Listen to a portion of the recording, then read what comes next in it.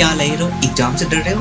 यार तैयारी मुकम्मल नहीं होगा तो डर तो लगेगा ना। तो चलो आपके डर को पूरा खत्म करते हैं और तैयारी मुकम्मल करते हैं, वो भी इस 30 डे चैलेंज के अंदर, जिसमें हम लोग मैथ के बहुत सारे कॉन्सेप्ट को पढ़ेंगे, वो भी मजे से। तो आइए शुरू करते हैं।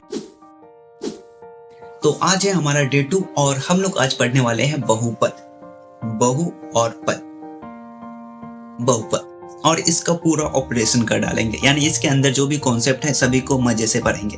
तो चलो शुरू करते हैं। तो यहाँ पे हमें बस ये 3 बहुपद को पढ़ना है। पहला रैखिक, द्विघात बहुपद और त्रिघात बहुपद। रैखिक बहुपद जिसमें केवल x का घात 1 होना चाहिए, जैसे कि यहाँ पे x का घात 1 है। द्विघात में जिसका घात 2 होगा वो 2 घात वाले बहुपद, और जिसका घात 3 होगा वो 3 घात वाले बहुपद, और जितने घात के बहुपद होंगे उसका शून्य मतलब उसका x का मान उतना ही होगा। जैसे यहाँ पर ये 2 घात वाले बहुपद है तो इसका x का 2 मान होंगे, एक अल्फा और 2 बीटा, और इसे ही हम बोलेंगे शून्यक,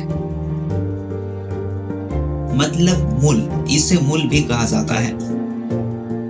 और ये 3 घात वाले हैं तो इसमें अल्फा, बीटा और फिर गामा, ये 3 होंगे त्रिघात बहुपद के लिए। और रैखिक बहुपद तो बस इसका ये सिंगल। और आपको याद रखना है कि रैखिक बहुपद के शून्य का 1 मान होगा, द्विघात का 2 और त्रिघात का 3, और बहुपद को px से दर्शाया जाता है, px।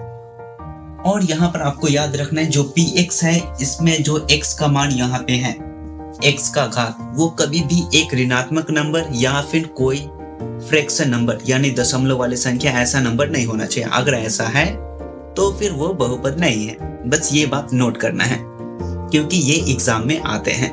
और ये जो बहुपद है ये सभी बहुपद इसी तरह से होते हैं, यानी ये रैखिक बहुपद का ये रूप होते हैं, यही रैखिक बहुपद का रूप है, और ये द्विघात बहुपद का और ये त्रिघात बहुपद का। और आपको याद रखना है कि x का जो मान होते हैं रैखिक बहुपद में -b/a होते हैं, और 2 घात वाले में शून्यकों का योग अल्फा प्लस बीटा जिसका वैल्यू होते हैं -b/a, और शून्यकों का गुणनफल होते हैं c/a।